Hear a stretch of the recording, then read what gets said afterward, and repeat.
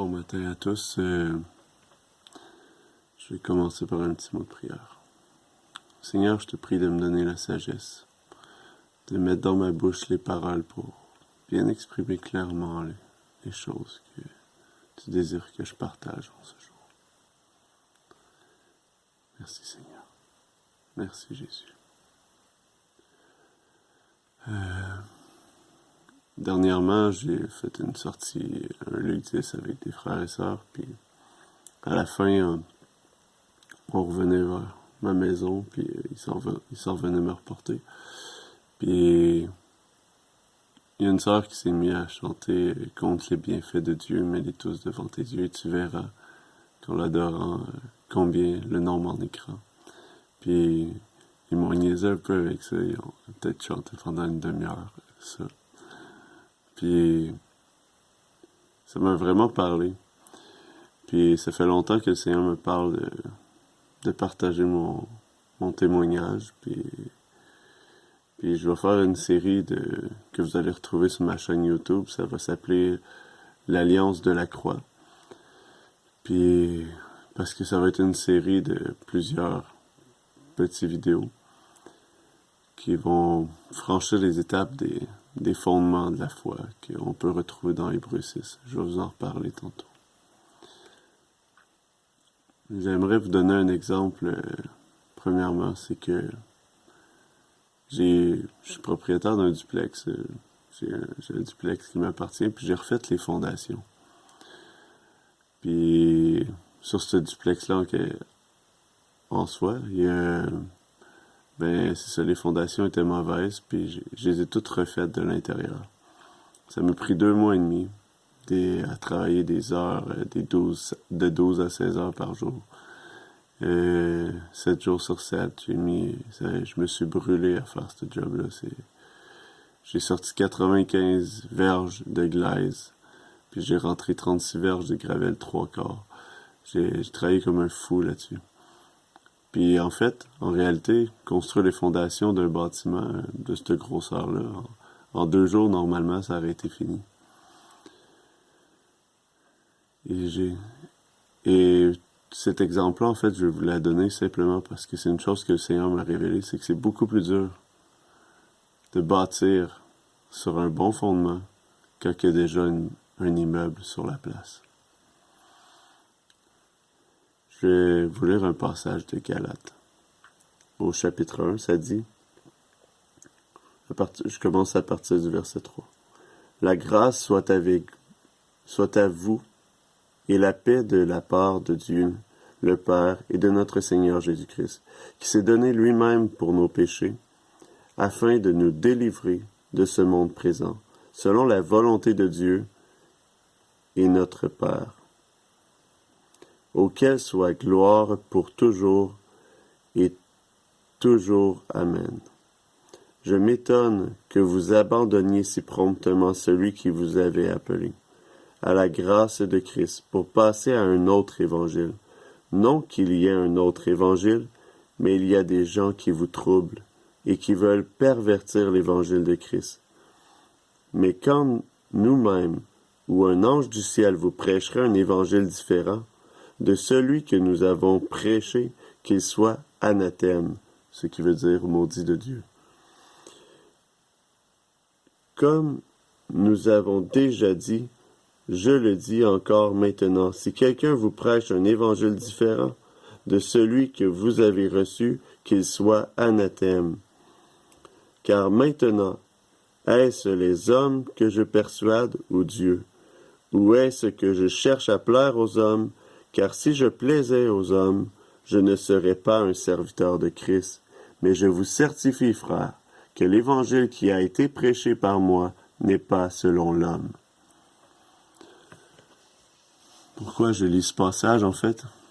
C'est parce que aujourd'hui, on est en 2019. Il y a environ 25 000 dénominations, ou on pourrait dire démoninations, qui se sont donné des titres, des doctrines, pour déclarer qu'est-ce que l'Évangile, ou qu'est-ce que... Et ils vivent chacune des versions différentes de l'Évangile. Puis à cause de cela, ben en fait, il s'est passé exactement ce qui est écrit ici. Je m'étonne que vous abandonniez si promptement celui qui vous avait appelé à la grâce de Christ pour passer à un autre évangile.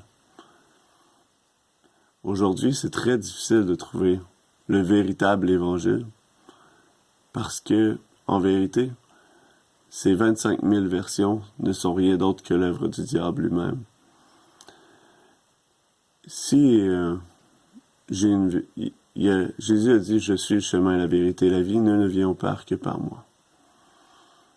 Si je suis le diable, je ne suis pas le diable, mais dans la pensée du diable, soit tu peux te mettre à faire ta version de la religion étant satanique puis il l'a fait là, par l'islam, le bouddhisme, le New Age, toutes ces cultures, en tout cas, on se mettra pas à les énumérer, il y en a tellement de sortes de croyances dans le monde. Et il s'est créé ses propres croyances. Mais la meilleure façon de détruire la vérité, si je viens semer 25 000 fausses vérités autour de la vérité. Après ça, piger, chercher. Si on regarde ça, on se dit, ben là, c'est fou, comment on va faire pour parvenir à la vérité?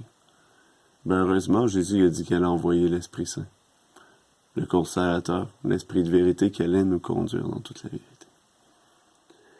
Mais ce que je veux partager par là, c'est que il dit après ça que celui qui est... Mais quand nous-mêmes ou un ange du ciel vous prêcherait un évangile différent de celui que nous avons annoncé, nous avons prêché, qu'il soit anathème. Ça veut dire qu'il soit maudit de Dieu. Ça veut dire qu'un faux évangile amène une malédiction. Puis un faux évangile, en fait, ça fait exactement ce que je vous partageais par rapport à mon duplex. C'est que ça vient mettre un immeuble sur la place où il devrait avoir la fondation, la pierre angulaire qui est Christ. Ça vient mettre une bâtisse. Puis quand tu veux venir à Christ, mais que tu es grandi comme moi, sous des bancs d'une assemblée religieuse, et que tu veux t'approcher de Jésus, c'est tout qu'un cheminement à faire. C'est tout qu'un effort parce que tu dois tout démolir pour rebâtir à nouveau. Et en ce premier vidéo, pour cette série de vidéos de témoignages, je voulais prendre le temps de vraiment mettre en perspective que ce que je vais partager par la suite n'a rien à voir avec quelqu'un qui devrait recevoir le vrai évangile. Quelqu'un qui a aucun fondement religieux, ça existe presque pas quelqu'un qui a pas de fondement. Il y a toujours quelque chose à démolir, mais un faux mensonge qui a été mis, mais quelqu'un qui vient d'un background qui s'est fait enseigner avec la parole de Dieu, mais sur un faux fondement, ça devient du tricotage incroyable ou du démêlage pour trouver la vérité. Et c'est un long processus, beaucoup plus difficile qu'une personne qui se dit athée, que du jour au lendemain, il se tourne vers Jésus-Christ. Parce que si on lui prêche le vrai évangile et qu'il renonce à sa vie et qu'il choisit d'entrer dans l'alliance que Dieu lui offre, c'est un cadeau incroyable parce qu'il peut bâtir tout de suite avec une bonne fondation. Et en quelques jours, sa vie peut être radicalement changée et marcher pleinement dans la vérité. Mais pour quelqu'un qui vient d'un 26 ans comme moi, parce que là j'ai 32 ans, mais j'ai passé 26 ans dans un évangile anathème, un évangile maudit de Dieu. Quand tu commences à chercher la vérité, quand le Saint-Esprit commence à t'attirer à lui, réellement, c'est tout qu'un ouvrage. J'aimerais d'abord aussi, par là, partager un passage qui est dans Hébreux 6.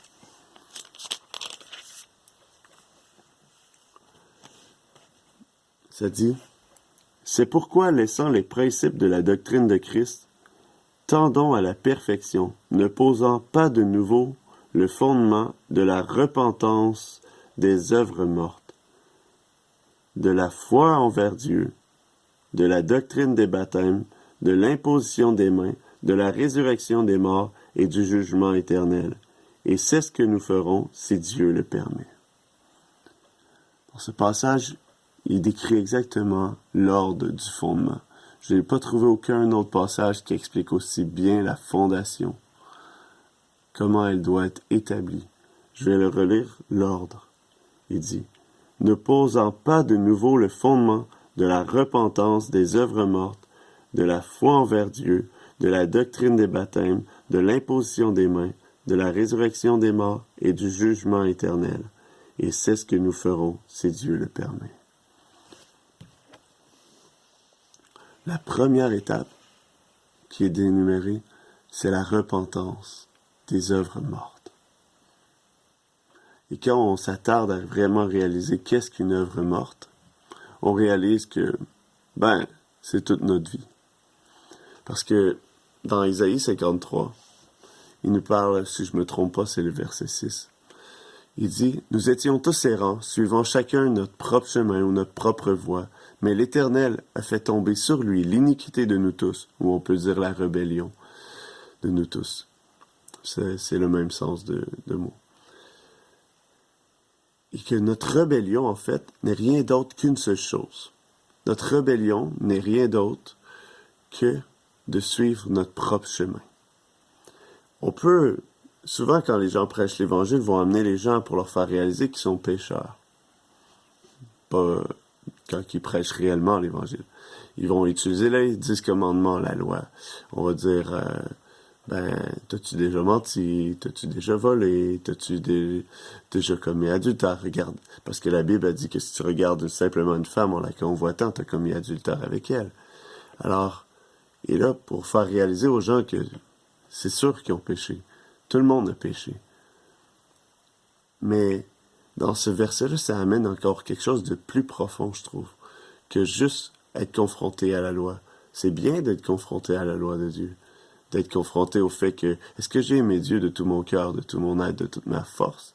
Est-ce que j'ai pas mis des idoles dans ma vie? C'est correct, ces choses-là.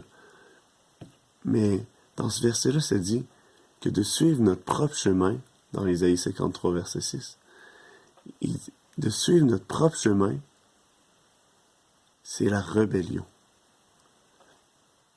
C'est quand même spécial. Pourquoi que un Dieu juste, bon, rempli d'amour, trois fois saint, ne veut pas que ses enfants suivent leur propre chemin? C'est spécial. Il faut quand même y réfléchir. Et quand j'ai lu cela, je me suis posé la question. Voilà à peu près 1 an et demi, 2 ans que ce raisonnement a commencé dans ma vie par rapport à ce verset. Et c'est juste agrandi de jour en jour. La première réponse que le Seigneur m'a dit, regarde la vie de Jésus. À l'âge, je crois, de 12 ans, quand il était au temple, sa réponse à ses parents quand ils l'ont retrouvé, ne savez-vous pas que je devais être dans la maison de mon Père? Après ça, tout au long de sa vie, quand on l'a questionné, pourquoi il faisait des miracles, pourquoi il chassait des démons, pourquoi il prêchait, pourquoi il renversait les tables, il était toujours en train de remettre cela et qu'il faisait ce que son père lui montrait, qu'il faisait les œuvres de son père. Son père, il fait des bonnes choses le jour du sabbat, donc je peux faire des bonnes choses le jour du sabbat. Il était toujours en train de remettre en direction de son père. Relisez les évangiles et vous allez voir que Jésus ne marchait jamais dans son propre chemin, dans sa propre voie. Il suivait la voie du Père. Et c'est pour ça qu'il a dit, je suis le chemin, la vérité et la vie. Nul ne vient au Père que par moi. Par l'exemple de Jésus, on peut recevoir sa vie nouvelle, parce qu'il nous a offert à la croix par son sacrifice. Mais il nous a montré le chemin qui est de suivre le Père. Parce que si Jésus est le chemin, il n'est pas l'objectif. L'objectif, c'est le Père. C'est de devenir un enfant de Dieu et de suivre notre Père. Bon. Mais il y a un autre point qu'après ça, le Seigneur m'a révélé. On peut lire dans Isaïe 14, Lucifer, qui avait reçu un poste glorieux pour mener l'adoration devant Dieu, la louange devant Dieu, qui avait sûrement des légions d'anges à son service pour mener l'adoration, la louange. Et il a voulu s'élever, à se faire égal à Dieu, et même au-dessus. Et il a rebellé dans certains passages, je pense qu'il parle du tiers des anges. Il a rebellé les anges avec lui, dans sa rébellion à lui, dans sa rébellion de suivre son propre chemin. Dieu lui avait donné une place glorieuse, un cadeau si merveilleux, mais il a voulu suivre son propre chemin. On va aller encore plus loin dans ce raisonnement. Dieu a créé l'homme et la femme dans un jardin parfait. Ils étaient en parfaite communion au commencement dans le jardin d'Éden. Et parce qu'il est amour, il avait mis un choix. Il avait mis l'arbre de la vie d'un côté, qui était au centre du jardin. Il avait mis l'arbre de la connaissance du bien et du mal. Il a dit, ça, si tu en manges, tu vas mourir. Il leur avait donné un choix. Parce que s'il n'y avait pas de choix, il était esclave d'être en communion avec lui pour l'éternité. Donc leur amour, leur adoration, leur relation avec lui aurait été robotique ou forcée. Mais en ayant ce choix, l'homme a été tenté par le diable et a suivi son propre chemin en mangeant le fruit. Mais en fait, est-ce qu'il suivait réellement son propre chemin?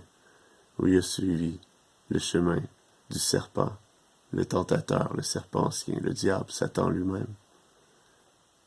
Exactement. À toutes les fois que vous marchez dans votre propre voie, que vous suivez votre propre chemin, vous suivez exactement la volonté du diable, de Satan lui-même.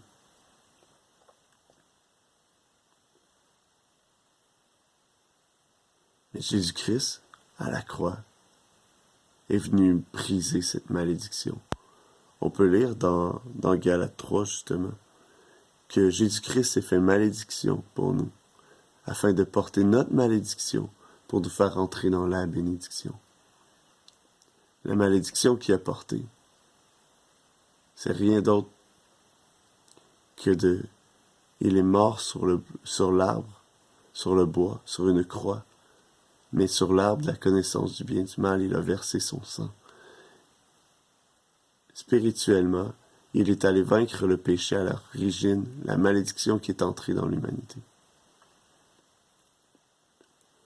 Alors, j'ai pris le temps un peu de mettre certaines bases pour amener vraiment que dans les prochains, je vais partager beaucoup plus mon histoire. Mais quand on est né sur une malédiction d'un faux évangile, c'est tout qu'un ouvrage. Il y a des bouts souffrants, il y a des bouts glorieux. Mais l'important, c'est la marche. Parce que peu importe où ce que vous êtes aujourd'hui, dans les prochaines vidéos, ça va sûrement ébranler vos fondations. Il y a certaines personnes qui vont m'écouter, qui vont dire que ça va tellement ébranler ce que vous pouvez croire de Jésus, de ce qui est la vie chrétienne. Mais je peux vous dire une chose, que je n'ai jamais rien connu d'aussi glorieux que de suivre Jésus sur ce chemin. Ça fait depuis 2013 que je marche dans cette direction. Et année après année, les révélations sont de plus en plus grandes sur la grandeur de son amour, sur la grandeur de son sacrifice pour nous, mais sur à quel point aussi on peut être corrompu. Mais il y a une liberté à trouver en Christ, mais qui se trouve seulement lorsqu'elle sera fondée sur le bon fondement. Je vais revenir un peu sur le passage d'Hébreux 6. La première étape, on a dit de la repentance des œuvres mortes, et après, la foi en Dieu. Aujourd'hui, dans la majorité des prédications d'évangile que j'ai vues dans les assemblées religieuses ou institutionnelles, ils prêchent la foi en Dieu en premier, mettant la repentance de côté, amenant ça à une simple prière de demander pardon pour nos péchés. Ceci n'est pas la repentance. Je ne m'attarderai pas sur ce sujet parce que ça va être la prochaine étape de la prochaine vidéo. Mais ils leur promettent que s'ils confessent Jésus-Christ de tout son cœur, puis qu'ils demandent pardon à leurs péchés, puis et voilà, c'est fait. Ciao, bye, t'es sauvé. T'as un salut éternel. Vous allez voir dans les prochaines vidéos que ceci n'a rien à voir avec l'évangile qui a été prêché. Ceci est un évangile anathème. Ces appels d'avancer pour courber la tête et faire une prière du pécheur n'ont rien à voir. Parce que la repentance, quand on étudie son sujet, c'est beaucoup plus que de demander pardon. C'est un changement de vie.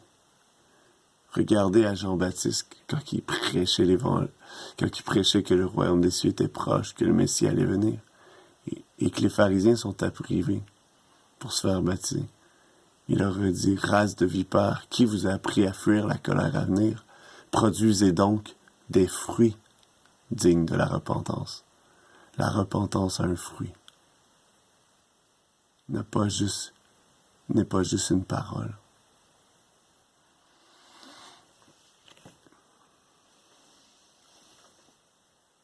Alors, c'est un peu ce que je vais vous partager ce matin.